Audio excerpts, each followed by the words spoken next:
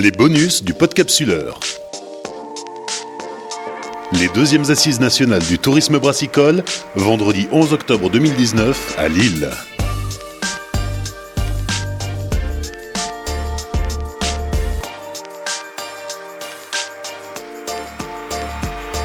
Deuxième table ronde, quand les collectivités se convertissent au tourisme brassicole. Une rencontre animée par Olivier Faure de l'Échappée Bière. On va maintenant passer une table ronde sur les collectivités. Comment, pourquoi et avec quels objectifs elles se convertissent au tourisme brassicole. Donc je vais appeler Madame Aline Reich pour la Meuse et le musée de la bière de Stenay. Florence Barizot, que j'excuse tout de suite, elle nous quittera sans doute en cours de route parce qu'elle a un rendez-vous ensuite. François prendra éventuellement sa place. Jean-Baptiste Mignan pour la MEL. Pamela Boitiot pour le musée de Douai qui avait fait une expo sur la bière. Il y a des femmes, oui, bien sûr. Xavier Laurando pour Visite Ardennes et Vincent Dubois pour Destination Nancy. Première chose que les uns et les autres présentent peut-être un petit peu avant de prendre la parole, chacun votre collectivité et puis ce que vous avez mis en place pour le tourisme brassicole. On va peut-être commencer par Madame Barizot du coup, qui devra encore une fois nous quitter. Alors moi je suis donc, vous le savez, vice-présidente au tourisme à la région des Hauts-de-France. Donc notre intervention elle est multiple. On accompagne le syndicat des brasseurs pour les aider à faire mieux rayonner la culture bière.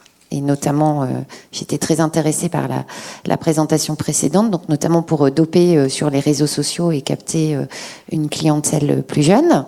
On est partenaire de l'Échappée Bière sur la création d'une plateforme, sur la mise en tourisme de la bière.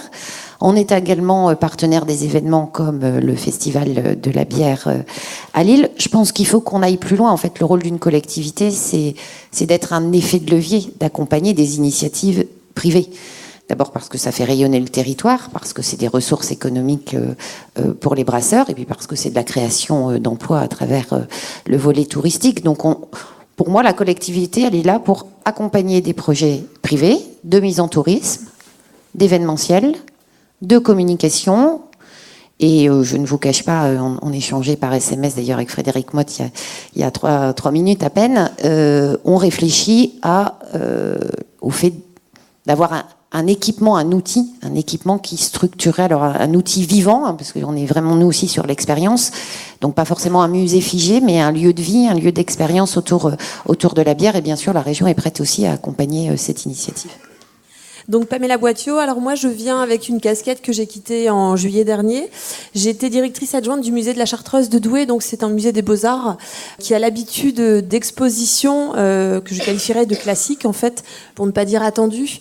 En tant que musée des Beaux-Arts, chacune de nos expositions doit être raccrochée à une partie de nos collections. On doit toujours avoir comme point de départ une pièce qui est soit exposée, soit dans les réserves de notre musée. Et il y a quelques années, bien avant mon arrivée à la ville de Douai, s'était posé la question de quelle sera la prochaine exposition, on va dire emblématique, que la ville souhaite porter. Une discussion entre l'ancienne directrice et son adjointe, que j'ai remplacée ensuite, qui était de se dire, voilà, on voudrait partir sur une exposition qui va permettre de rassembler, qui va permettre de parler de notre patrimoine et de l'histoire de la ville. Et donc le thème de la bière, et surtout de la bière dans l'art et du patrimoine brassicole de la ville, s'est présenté en fait comme une évidence à ce moment-là. Donc on a une expo qui a eu lieu de mars 2019 à septembre, voilà, qui s'est achevée le 15 septembre 2019. Et qui était un vrai défi en fait pour nous, parce que l'idée c'était de réussir à continuer, on va dire, d'attirer le public qu'on avait déjà on va dire dans nos murs de façon récurrente, un public habitué des musées, mais surtout habitué pour la ville de Douai à des expositions d'histoire de l'art classique, et puis aussi réussir, ça c'était vraiment mon envie, une envie très personnelle, de réussir à décloisonner enfin les portes d'un musée de Beaux-Arts et faire en sorte que les gens osent, sans avoir un bagage entre guillemets suffisant, parce que c'est ce que beaucoup nous disent, osent pousser la porte du musée pour se dire que finalement chacun y a une place. Donc moi c'est Aline Reich, je représente donc le musée de la bière de Stenay, donc du département de la Meuse. Donc nous on a une histoire un peu particulière puisque le département de la Meuse a repris un musée qui était associatif. Donc l'association avait créé ce musée en 1986 avec comme partenaire la ville de Stenay qui possédait les murs du musée, et dans les années 2000 l'association a eu des difficultés financières, a quand même réussi à placer ses collections en musée de France, qui donc rend ses collections inaliénables, donc qui ne peut pas être vendu. Donc la seule solution à ce moment-là, c'était de donner ces collections à une collectivité. Donc le département de la Meuse s'est positionné et ce musée est devenu donc départemental en 2008. Donc Jean-Baptiste Millien, bonjour. Je représente Michel Delepaule, notre élu au tourisme d'affaires, grand événement et président de l'agence Hello Lille. Alors à la MEL, on a un service tourisme, une compétence tourisme qui est récente. On a 90 communes, 1,2 million d'habitants et environ un petit peu moins de 8000 visiteurs qui traversent le territoire chaque jour, avec pour 2 tiers des motifs professionnels et 1 tiers, on va dire, de personnes qui viennent pour du tourisme d'agrément. Je ne vais pas vous refaire notre stratégie, notre compétence elle est récente, il y a une stratégie qui a été faite, mais il y a 2 points clés qui me semblent importants d'aborder aujourd'hui.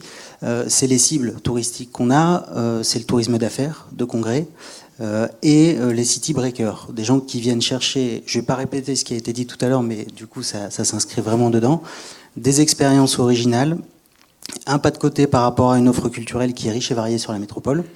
Et donc la bière s'inscrit bien, en tout cas, à sa place à jouer dans ces cibles. De la même manière, vous l'évoquiez tout à l'heure, le fait de faire des ateliers de dégustation, de fabrication de bière quand on est dans un cadre professionnel, c'est aussi une expérience originale qui peut faire découvrir un élément emblématique du territoire. On a un territoire qui est un terreau favorable pour le tourisme brassicole. On avait fait une étude sur les traces numériques que laissaient les visiteurs sur le territoire de la métropole européenne de Lille. Je parlais de la destination Lille, ce sera plus simple. Il y a un quart des commentaires, ou en tout cas de ce qui a été repris sur les réseaux sociaux, Instagram, Airbnb, etc., fait référence à la bière comme un produit emblématique de la destination. Donc il y a un terreau, à nous de le faire fructifier. Il y a une réalité, une histoire, il y a un terreau qui existe, et c'est ce en quoi nous on essaye de se mobiliser, à travers, mais je développerai après, le partenariat qu'on peut avoir avec Culture B notamment, mais aussi par le service tourisme, en essayant aussi de mettre en réseau ce sujet de la bière qui a une part importante à jouer avec les autres thématiques qu'on développe aussi à l'échelle de la destination Lille, la culture, le street art et d'autres sujets. Vincent Dubois, je suis responsable marketing produit au pôle Office du tourisme de Destination Nancy. Alors, quelques petits mots rapides sur Destination Nancy, sur cette société, pour comprendre comment on est venu justement à mettre en place cette route Lorraine de la bière. Donc, c'est une société publique locale qui a 4 métiers: le tourisme de loisirs via l'Office du tourisme, le tourisme d'affaires via le Convention Bureau, l'organisation d'événements au parc des expositions et au centre des congrès prouvés. Et puis, cette société publique locale organise également 3 événements à l'année, qui sont la Foire internationale, le Salon Habitat Déco, métier d'art, et puis le 3e événement, c'est le Salon du Brasseur et la Fête des bières. Alors, ce 3e événement est en fait co-organisé avec le Musée français de la brasserie de Saint-Nicolas-de-Port, avec M. Tavenot ici présent. Ce salon du brasseur, donc dédié aux professionnels, donc a déjà quelques années d'existence et se déroulait historiquement au musée à Saint-Nicolas-de-Port, donc qui est juste à côté de Nancy. Un petit peu à l'étroit dans ce musée pourtant important. Depuis en 2017, ce salon professionnel a été organisé au parc des expositions, donc sur le territoire de la métropole. Donc c'est la première édition de cette co-organisation avec Destination Nancy.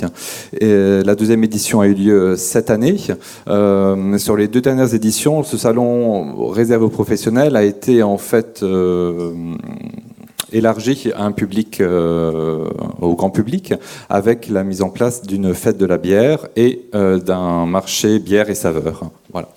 Et donc pour cette 2e édition 2019, on a voulu en fait étoffer un petit peu.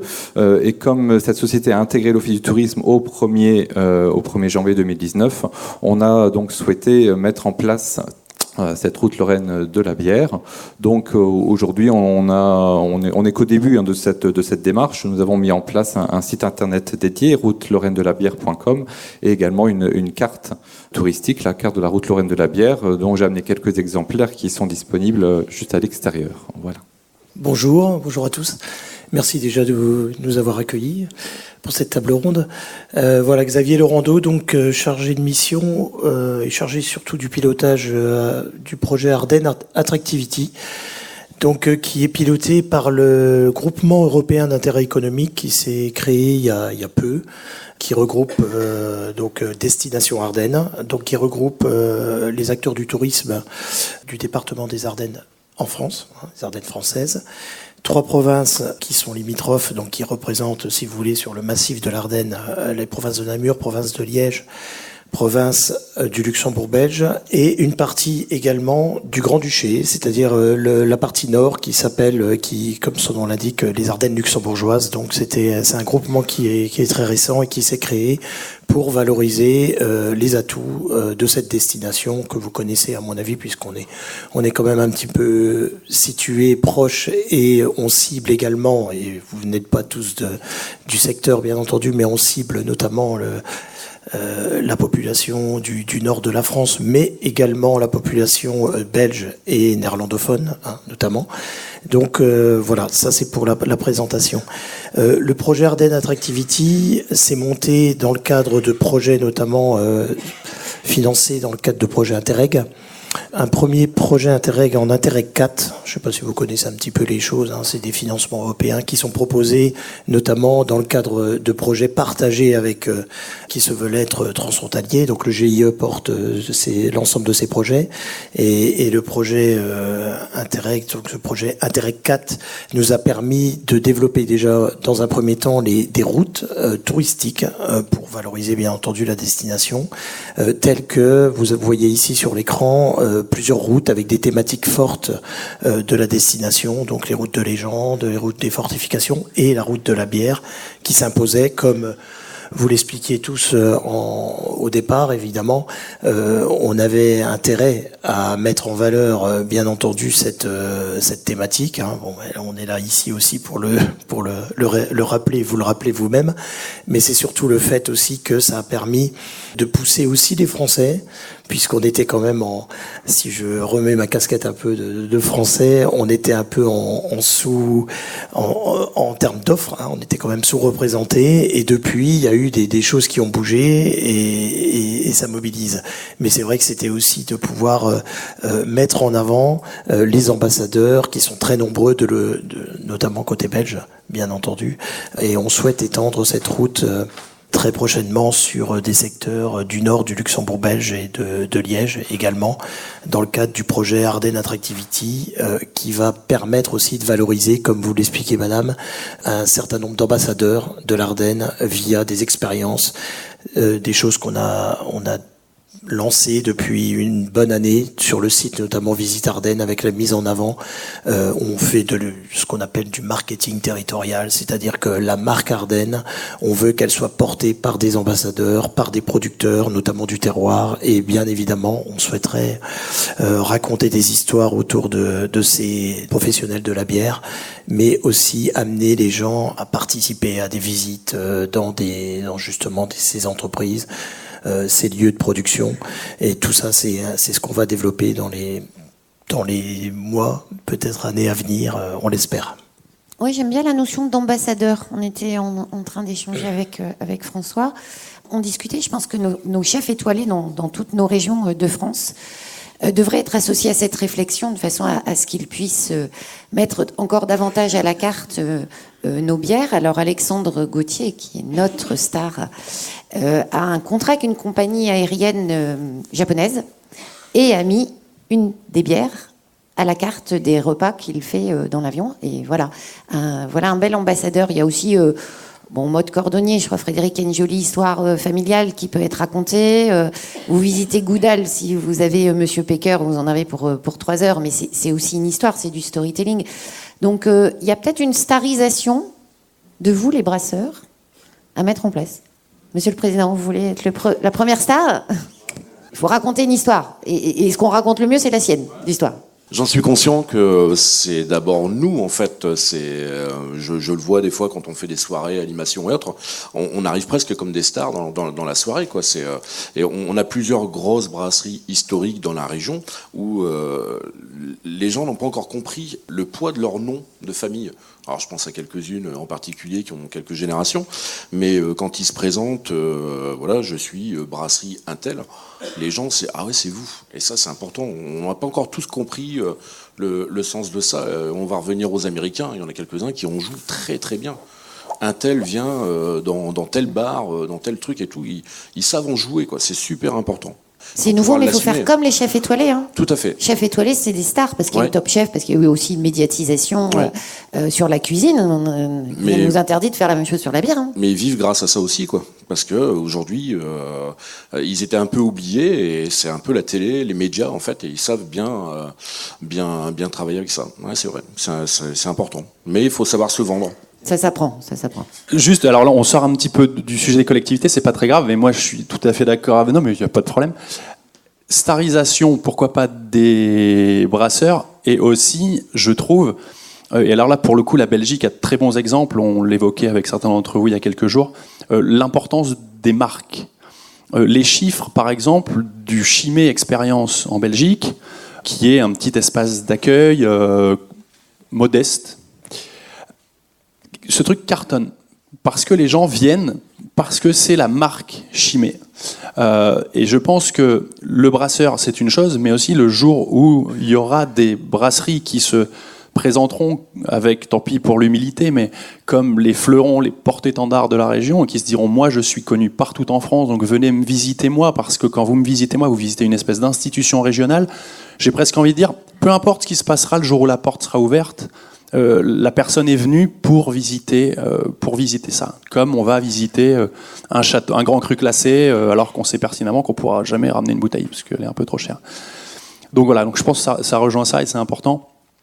Juste pour revenir du coup sur le sujet des collectivités, je vais rappeler une évidence, mais que ce soit pour faire vivre un musée depuis plusieurs décennies, que ce soit pour monter tous ces projets qui sont un peu plus récents, ça veut dire que ce sont des collectivités qui passent du temps, qui mettent de l'argent. Donc ça veut dire que les collectivités aujourd'hui sont prêtes à investir du temps, de l'argent, de la volonté. On est accueillis ici. Donc ma question qui va être assez directe, c'est finalement tous ces projets. Alors est-ce qu'il y a 5 ans, ils auraient pu voir le jour ? Si la réponse, comme je l'espère, c'est non, pourquoi ? En gros, qu'est-ce qui a changé ces dernières années qui font qu'aujourd'hui, quand on est brasseur ou autre, on tape à la porte d'une collectivité, qu'on présente un projet à peu près cohérent et bien ficelé sur la bière, on peut avoir une oreille attentive. Qu'est-ce qui a changé ? La prise de conscience du marketing territorial et de la nécessité de s'investir dans l'attractivité du territoire, je pense. Alors nous, à l'échelle de l'AML, la compétence est récente, donc ça faisait partie des réflexions et c'est ressorti des réflexions au moment où on parlait stratégie touristique. On a aussi des acteurs locaux qui sont assez dynamiques sur le sujet, qui s'appellent l'échappée bière, par exemple. C'est le moment pub, mais... En tout cas, ça se passe comme ça aussi avec les collectivités, c'est-à-dire aussi des structures privées ou associatives, puisque nous, c'est dans le cadre associatif, avec certains brasseurs, des membres de l'échappée bière, etc., qu'on soutient un certain nombre d'initiatives, qui viennent aussi taper à la porte des élus, et avec des élus qui y croient. Michel Delopole, qui vous a ouvert la porte aussi en disant, bon, ok, ils ont l'air d'avoir plein d'idées, d'être créatifs, allons-y, lançons des événements, ils proposent des formats intéressants, avançons pour voir ce que ça donne. Et progressivement, on se retrouve avec une convention partenariale de plusieurs années pour essayer de structurer et développer la bière et expérimenter. Donc il y a aussi ça. Je trouve que c'est important de le dire aussi, des partenariats qui allient à la fois les institutions publiques et aussi privées qui viennent taper à la porte et un petit peu secouer le cocotier pour dire si on faisait quelque chose ensemble. Voilà. Après, ce que je vous disais, les statistiques entre guillemets ou les observations qu'on peut faire nous incite à continuer. Et le travail un petit peu d'institutionnalisation qu'on est en train de mener à l'échelle nationale dans le cadre du groupe de travail qu'on mène avec la région, avec d'autres partenaires, je pense que c'est aussi un levier qui va nous permettre aussi d'asseoir davantage cette filière-là et donc de donner plus encore envie aux élus d'y aller sous le sceau de l'institution. Mais il faut garder les deux. Il faut garder le côté expérimentation, développement. Je vais arrêter, je vais laisser la parole aux autres aussi. On parle de marketing territorial, bien entendu, ça parle pas à tout le monde. Nous, enfin moi, pour être un marketeur au départ, c'était bien l'arrivée des réseaux sociaux. Enfin, quand on dit du numérique au sens partage d'expérience qui peut être porté par les ambassadeurs, c'est-à-dire les habitants, mais aussi bien et bien entendu les producteurs. Pour moi, c'est vraiment une thématique qui peut être partagée c'est avant tout l'authenticité. C'est un lieu, c'est des moments pour se retrouver. Donc tout ça, on parle de bouche à oreille également. Le bouche à oreille aujourd'hui, c'est ce qu'on connaît aujourd'hui, c'est les Facebook, Instagram et tout ce qu'on veut. Donc c'est ça aussi, et cette nouvelle tendance dans le domaine du marketing notamment, les institutions, nos élus commencent un petit peu à comprendre qu'il faut mettre le paquet sur tout ça, ce qui n'était pas beaucoup le cas avant. On était sur des choses très traditionnelles, des supports traditionnels. Je parle de brochures, d'affichage. Et là, on commence à donner la parole justement à ces fameux ambassadeurs. Et ça profite à beaucoup de filières. C'est pas que pour la bière. Mais l'avantage de la bière, c'est qu'il y a aussi ce côté authentique qui est lié. Mais moi, je vais pas revenir sur le slide qui avait été présenté tout à l'heure, mais on est quand même sur aussi cette tendance nature qui commence à vraiment s'imposer au sens très large du terme. Je crois que là, on est bien parti pour que ça continue et que ça explose. Les produits authentiques, les produits locaux. Donc tout est lié, la convivialité. Bon, c'est nos valeurs aussi, de l'Ardenne. Ça tombe bien, mais je pense que c'est les valeurs de beaucoup de destinations. Et c'est vrai que cette filière-là tombe à pic. Et je pense que, voilà, merci aussi à l'échappée bière. Je pense que vous avez compris aussi, et on comprend tous que c'est aussi là qu'il faut avancer, parce qu'on a tout à gagner, à travailler pour se faire connaître via toute cette révolution numérique et surtout ces réseaux sociaux qui commencent à porter énormément pour la communication notamment.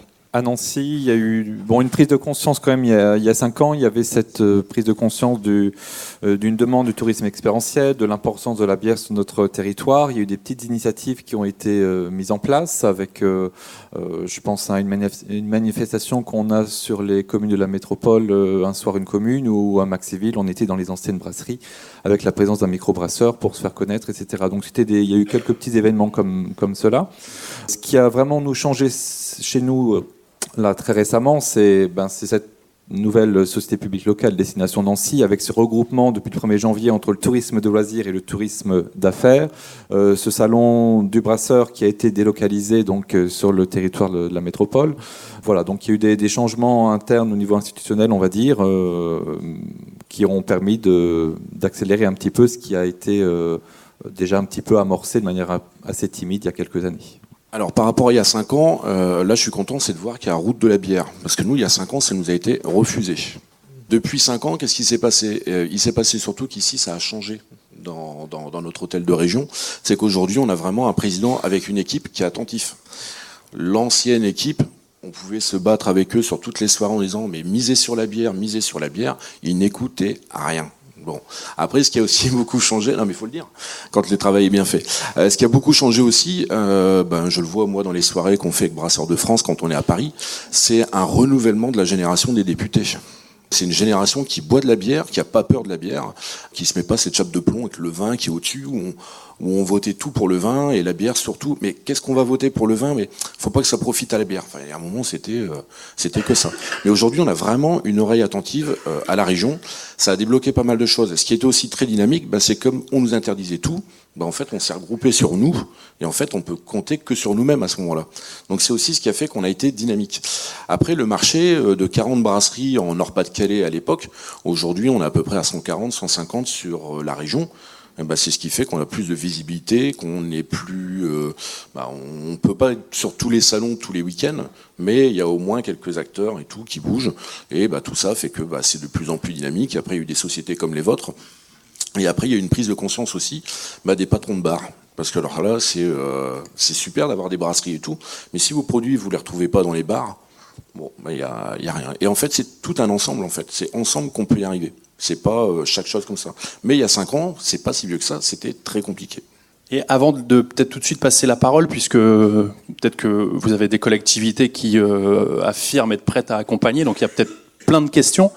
Je voulais juste apporter par contre un bémol, parce que dans ce genre d'événement, on a toujours tendance à sortir en se disant que tout est formidable et qu'on est tous des gens formidables. Vincent annonce 130-140 brasseries dans les Hauts-de-France. En France, c'est 1008, 1006 à peu près. 1008, donc 140 dans les Hauts-de-France, 1008 en France. Vous étiez 150 inscrits aujourd'hui, 22 brasseurs seulement. Je vous laisse méditer la chose. Je ne sais pas combien sont venus réellement, mais c'est rien, quoi. On a souvent tendance à dire il faut que les collectivités se bougent, etc. Et c'est le sens aussi de la table ronde suivante. Ça doit aussi venir des brasseurs. Et sans les brasseurs, il ne se passera pas grand-chose. Donc voilà, juste je ferme cette parenthèse extrêmement désagréable. Mais elle est désagréable pour ceux qui ne sont pas là, donc on est peinard. Et ouais, de toute façon, je vais passer la parole du coup, puisque, encore une fois, si vous avez des questions aux collectivités, allez-y. Donc on démarre Maxime, et puis après, je vous apporte un micro. Toute petite intervention sur les 1600, 1800 brasseries. Il faut remettre aussi en dimension sur la taille de la brasserie, parce qu'on a ce chiffre sort régulièrement. Après, il faut voir combien dans ces brasseries-là produisent plus de 800 hectolitres par an. Il y a, à mon avis, énormément qui produisent moins, donc qui ont moins un salarié, ou 0 ou 2 maximum, quoi. Donc, c'est vrai, en effet. C'était la fine mousse, hein, c'est ça ? Voilà. Bar à Paris, mais que beaucoup doivent connaître. Alors, au 1er janvier, on était à 65% des brasseries, donc des 1600, qui étaient en dessous de 300 hectolitres. C'est-à-dire qu'on une moyenne nationale qu'on estimait pouvoir se rémunérer un salaire équivalent SMIC sur une brasserie. Et si on monte à 800 hectolitres, on est facile à 80% des brasseries. Donc en effet, beaucoup de toutes petites structures, clairement. Et ça me permet de rebondir sur ce que tu disais, Olivier, c'est que, et pour compléter un peu ce que disait Vincent, il faut aussi considérer... Moi, je trouve que 22 brasseurs, Olivier, je vais essayer d'être... Je trouve que c'est un bon chiffre, en fait. Parce qu'il faut quand même considérer aujourd'hui que être brasseur, c'est le premier partie du job, c'est quand même de produire de la bière, de la commercialiser, de développer son entreprise. Et aujourd'hui, dans ce contexte général de l'Assise du tourisme, le tourisme est une des parties. Mais quand on va prévoir son investissement des 2 prochaines années, pour un brasseur, et je parle sous le contrôle des brasseurs, c'est quand même un choix à faire aujourd'hui. Et ce choix, il y a 5 ans, il était clairement peut-être pas fait par le tourisme aussi, parce qu'on se sentait peut-être un peu seul, et qu'on a quand même un gap aussi de production à combler en France, puisque le marché a redémarré. Donc le brasseur, quand il va choisir aujourd'hui sur son investissement de plusieurs millions, de plusieurs centaines de millions d'euros, s'il choisit le tourisme, ce qu'aujourd'hui on est plutôt en train de se le dire, il va le faire au détriment d'autres choses, puisqu'il n'a pas, même si la banque française commence à comprendre que la brasserie, voilà, mais il y a 5 ans ou il y a 10 ans, les banquiers ne répondaient pas très favorablement à tous les investissements. Donc quand un brasseur se pose aujourd'hui, quand il fait le choix de faire un investissement sur de l'accueil touristique, il ne le fait pas sur de la production. Alors qu'on sait très clairement que la question de la production, du développement de certaines brasseries est quand même aussi un enjeu assez fort. Donc c'est pour ça que j'essaye de rester optimiste malgré tout. Je voulais rajouter quelque chose à ce que tu as dit, Vincent, qui me paraît essentiel. Parce que vous avez dit à plusieurs reprises que c'est aussi ce qui fait, c'est l'identité de notre territoire qui fait notre force. Et c'est vrai évidemment en Hauts-de-France autant que dans les Ardennes ou plus loin dans le Grand Est. Mais c'est vraiment toute la filière. Et toute la filière, ça commence par la production de houblon, d'orge de brasserie. On a des grandes malteries aussi dans cette région, les plus grands groupes internationaux. On a le SAFRE, ils sont cités parce qu'ils sont partenaires de l'événement. Et c'est vraiment toute cette filière qu'il faut, c'est tout l'écosystème qui doit se mobiliser. C'est pas ni les brasseurs tout seuls, ni les collectivités, ni même les collectivités avec les brasseurs. C'est vraiment tout le monde. Voilà. Parce que l'expérience, elle se vit aussi quand on voit lever le houblon, c'est une expérience aussi de traverser les travées d'une plantation de houblon. Oui, je voulais répondre par rapport à la présidence des brasseurs. Les brasseurs qui ne sont pas ici, ils sont en train de brasser ou en train d'embouteiller.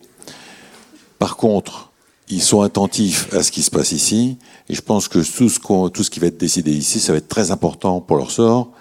Et si ça fonctionne bien, on pourra effectivement leur permettre d'embaucher, d'avoir du personnel, de se libérer et pouvoir venir dans des prochaines assises ici. Voilà. Oui, moi je voulais juste apporter un petit témoignage justement de l'implication des collectivités par rapport au patrimoine brassicole. Le musée français de la brasserie est installé dans une ancienne brasserie qui a cessé ses activités en 1986. Le bâtiment qui est classé comme monument historique se dégradait. Il y avait des problèmes d'étanchéité, des problèmes de respect des fenêtres, etc. Bref, des travaux très importants. Depuis une vingtaine d'années, je me bats pour qu'on engage des travaux de revalorisation de ce bâtiment, de sauvegarde et de valorisation, et les travaux ont commencé en 2019. On est sur la première tranche d'un chantier qui va durer 4 ans et dont le montant s'élève à plus de 2 millions d'euros, financé à 100% par les collectivités, environ 30% par la collectivité locale, les 70% par les collectivités, départements, régions, Europe. Donc c'est une preuve que les collectivités sont devenues plus sensibles à la sauvegarde de ce patrimoine. D'autres questions ? Donc Virginie Di Gregorio-Lanvin de Bière et Parole. Je suis experte en bière indépendante. Donc moi j'ai travaillé avec des collectivités en dehors de la région. J'ai travaillé avec le musée Compas à Chartres, qui m'ont sollicité pour faire une formation sur la dégustation de la bière, afin de pouvoir accompagner à la fin de leur visite de leur musée les visiteurs pour faire de la dégustation, et de la dégustation extrêmement bien accompagnée pour apprendre à déguster. Et j'ai pu constater avec mes interventions chez eux qu'ils connaissaient pas les 4 brasseries qui rayonnaient à moins de 60 km de chez eux. Ils en connaissaient qu'une, qui était les Démarchés. Donc le brasseur avait fait la démarche. Donc moi je les ai informés sur le reste. Je pense que pour les collectivités, ça va aussi dans les deux sens. Regardez ce qui se passe autour de vous. C'est important. Le brasseur, effectivement, il travaille. Il peut pas toujours aller faire la démarche vers l'extérieur. J'ai envie de prendre l'exemple du peintre. Ça va peut-être plus vous parler avec les tableaux, c'est pas les meilleurs vendeurs de leurs œuvres. Et il y a des personnes qui accompagnent l'échappée bière, j'en fais partie aussi, pour accompagner ces brasseurs à ces démarches.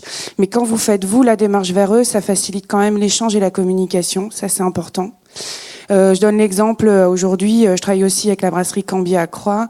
La maison Cavrois est venue faire la démarche et aujourd'hui, ils présentent leurs produits à la maison Cavrois à chaque événement.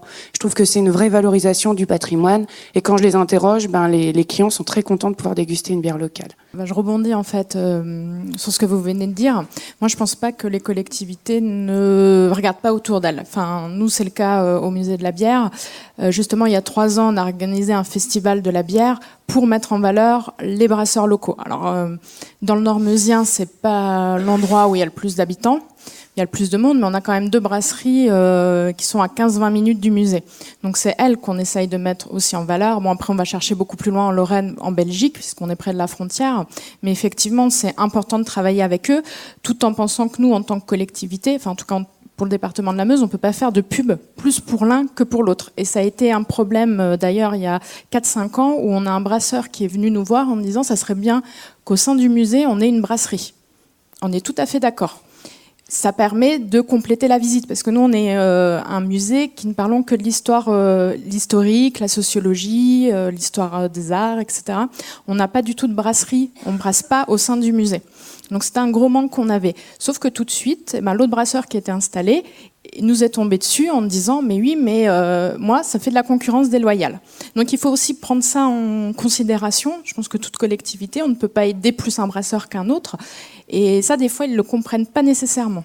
Juste pour rebondir là-dessus, parce que c'est vrai qu'en Hauts-de-France, il y a comme ça un serpent de mer qui est autour de la Cité de la Bière, qui aurait pu s'écrire à Armentières, ou qui pourrait encore s'écrire à Armentières, mais voilà, et qui a été un serpent de mer pendant longtemps. Et puis le sujet revient sur le tapis.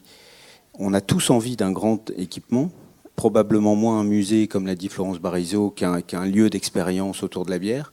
Mais évidemment qu'il ne se fera que s'il y a un portage privé en face de la collectivité. Et donc, forcément, celui qui démarrera et qui aura envie de démarrer, si le projet est beau et il est bien construit et il est bien financé, les collectivités viendront faire l'effet levier qu'il faut. Voilà. Et donc, c'est pas, là, pour le coup, c'est pas en opposition à ce que vous dites, hein, pas du tout, mais c'est pour dire aussi qu'à un moment donné, on ira avec ceux qui ont envie d'y aller. Voilà. Et si c'est un collectif de brasseurs, c'est mieux aussi. Voilà, moi je rebondis aussi parce que ce qui s'est passé à la Chartreuse, c'est que quand on a lancé l'expo, alors on va dire qu'il y a 1 an et demi en arrière, on avait une brasserie qui allait ouvrir sur H, qui a ouvert depuis qu'il y a la fabrique. Une brasserie qui était en projet, qui devrait ouvrir l'année prochaine, les Fous Brassants, 2 bars à bière qui ont du coup vraiment pignon sur rue dans la ville, et surtout un lycée, le lycée de Wagnonville, qui a du coup une section microbrasserie. Et à partir de là, on a un partenariat fort qui s'est mis en place avec ce lycée, parce qu'il nous semblait effectivement indispensable en fait de pouvoir proposer une bière. Alors par un petit clin d'œil, on a appelé cette bière La Musée. Donc c'est une bière qui a été produite en fait comme un petit défi, on va dire, avec le lycée. Nous, l'intérêt derrière, c'était pas qu'on ait notre propre bière, mais c'était vraiment de valoriser les compétences qu'on avait sur le territoire. Ça n'a pas du tout été vu comme de la concurrence, par exemple, vis-à-vis de la brasserie La Fabrique. Au contraire, on a essayé de les intégrer par d'autres leviers, en fait, par d'autres biais.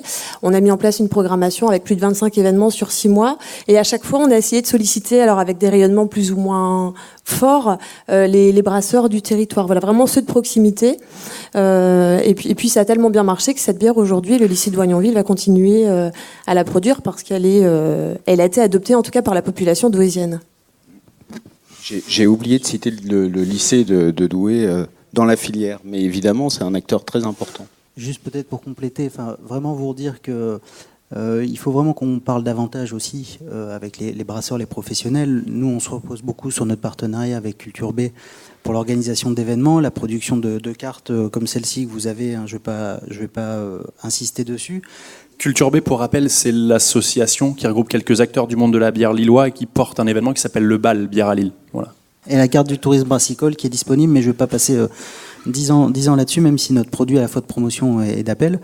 Les collectivités, ça peut faire peur, c'est des gros trucs, parfois qui avancent difficilement, mais il y a aussi, nous on a la capacité aussi d'interpeller nos collègues, de travailler, on a des collègues qui sont spécialisés dans le patrimoine, la région aussi en a, avec l'inventaire général du patrimoine, je pense qu'il y a un atelier là-dessus d'ailleurs cet après-midi sur le patrimoine. Donc on a des leviers sur le sujet, sur la mobilité, sur la communication. Quand on voit par exemple le festival Bière à Lille, alors certes il y a des chevilles ouvrières qui organisent la manifestation, mais les affiches vont être partout dans la métropole la semaine précédente et à Paris avec l'agence. Et l'agence est aussi là est en train de mettre en place une brochure assez officielle pour promouvoir dans chacun de ses déplacements les chefs et les brasseurs du territoire. Donc il y a toute une série d'actions qui ne sont pas à proprement parler du brassage et de la visite, mais qui participent à ce que la bière soit reconnue et encore davantage reconnue comme un emblème du territoire. Donc il ne faut pas hésiter, les collectivités le comprennent encore et encore, se positionnent dessus. Si vous avez des idées, il ne faut pas avoir peur, vous avez des interlocuteurs qui sont humains en face, qui peuvent être des portes d'entrée. On n'a pas la prétention de tout régler, mais on peut aussi vous aider. J'entendais aussi de financement européen, ce genre de choses.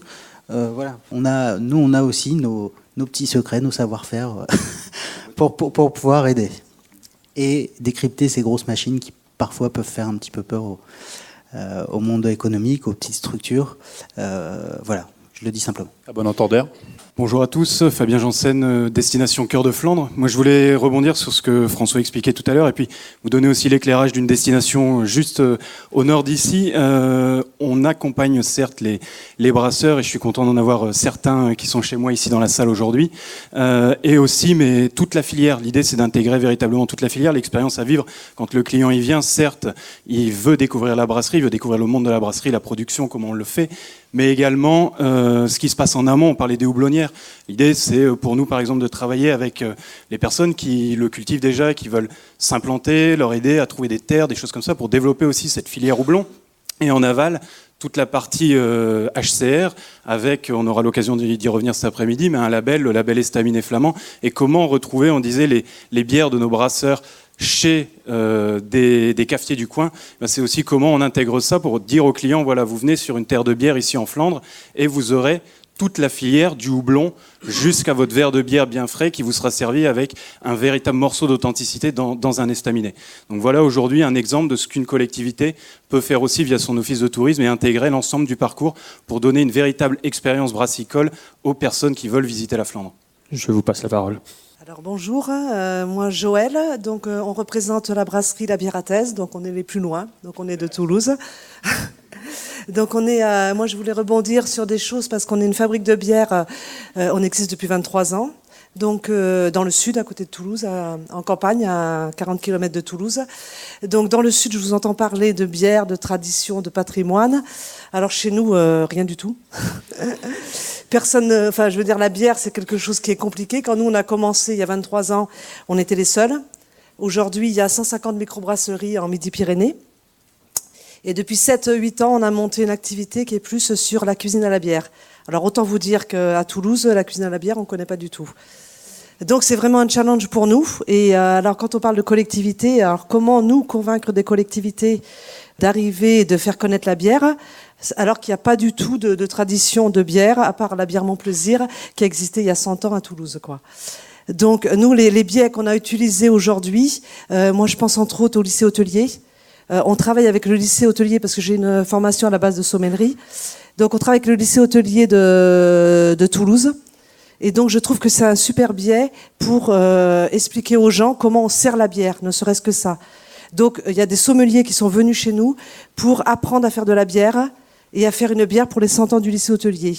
Donc je trouve que là c'est un bon biais pour faire connaître cette bière, parce que nous on en est là, hein, on n'est pas sûr, on en est vraiment à dire la bière c'est quoi comme breuvage et comment elle est faite et comment on la fait connaître, quoi. Et l'autre partie qu'on a utilisée, qui est le comité départemental du tourisme, qui nous soutient de plus en plus et qui nous ont inscrits au catalogue groupe sur leur site et avec qui on travaille pour justement faire découvrir le monde de la brasserie avec notre brasserie, donc avec des groupes qui viennent pour visiter et puis après pour manger un repas entièrement cuisiné à la bière. Donc ça, c'est des choses un peu novateurs et c'est des biais, mais les collectivités, Toulouse et tout ça, je ne sais pas comment ils peuvent venir à la bière. Je ne sais pas si vous avez des réponses par rapport à ça, vous, dans votre région, pour vraiment appuyer, pour que les collectivités viennent vers nous, parce que nous, depuis 23 ans, on fait des pas par rapport à ça.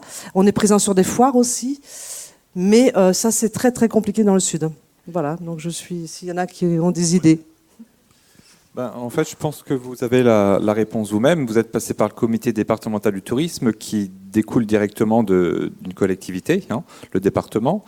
Donc les offices du tourisme, les comités départementaux du tourisme, les comités régionaux du tourisme, qui ont changé un peu de nom ces dernières années, mais ce sont effectivement pour vous vraiment les portes d'entrée pour faire le lien entre le public et les collectivités, en fait, pour vous faire connaître.